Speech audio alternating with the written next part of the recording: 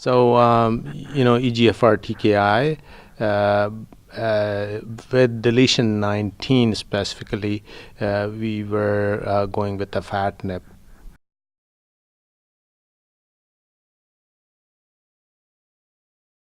So, LUX-Lung 7 is phase 2 randomized study.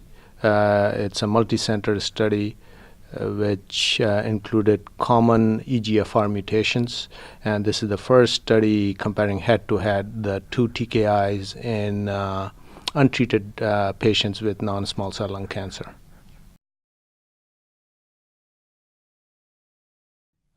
I think the study design is because this is the first head-to-head study, so that was interesting to see the two drugs. One is afatinib, which is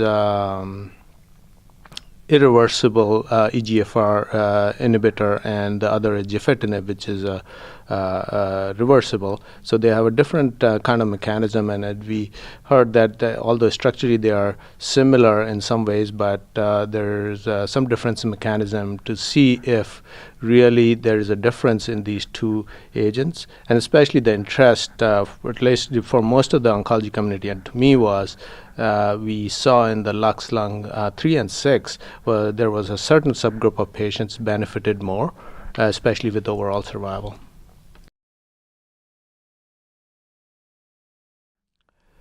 Well, like I said, they have a different mechanism, and they, second generation TKI to first generation. So you could have picked erlotinib or gefitinib. So I don't know whether if you would have picked erlotinib versus gefitinib would have been much difference.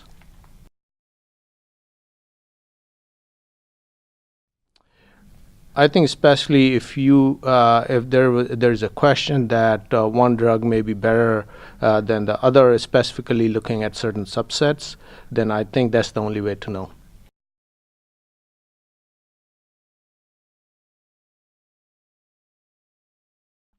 I think when you look at the PFS as a whole, numerically the numbers don't look very different.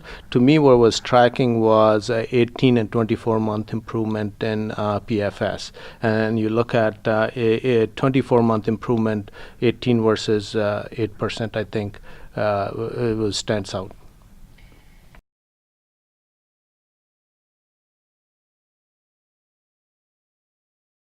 So hazard ratio gives you the real benefit all throughout, not at a particular time of the curve.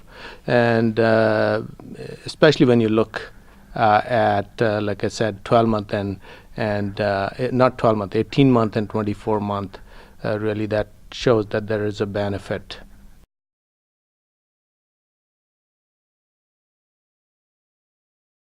But again, I think it would be targeting whether you, and especially if we were thinking, is there more development of resistance to EGFR TKI? But I think we heard in the discussion part that one TKI versus another TKI necessarily doesn't mean that you would have resistance mechanism which is T790M developing with one or the other.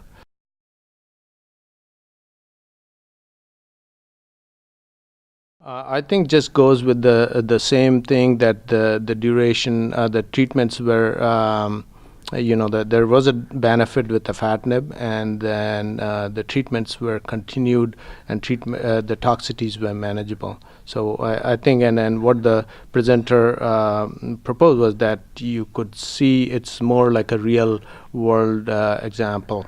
How would you choose the drug?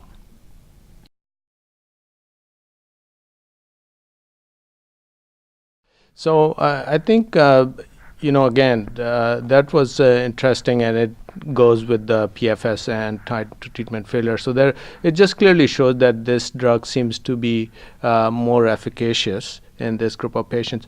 But interestingly to me was to see that even that breakdown, L858R, seemed to have higher response rates. So that was kind of a bit surprising.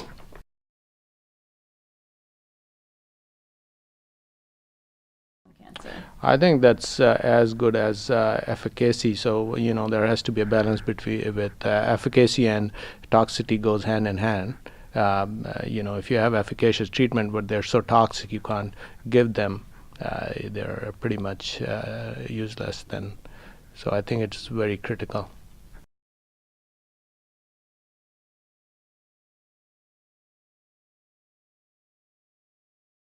So there was one thing, some of the toxicities, even if they are low grade or grade 1 and they are constantly annoying, that could be something of clinical significance or relevance to patients and physicians.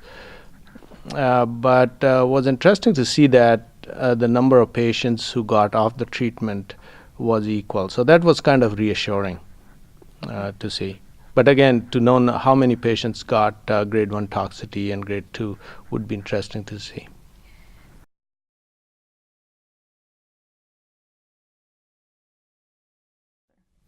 I think we have been using it, but this data is just more reassuring that there was nothing significant signal.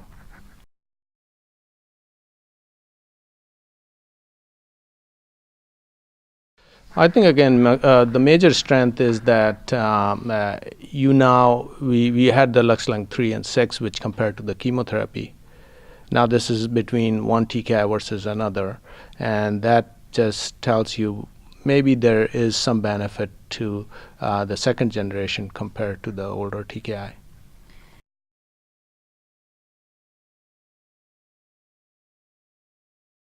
The take home is that definitely the afatinib is shown benefit in these response rates, time to treatment failure, and PFS compared to gefitinib, and especially there is no significant or toxicity signal, which would be unexpected.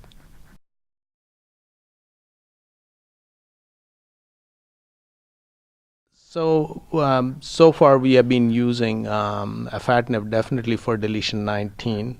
Now I think that may be a little different than with this trial. You could pretty much use even for L858R.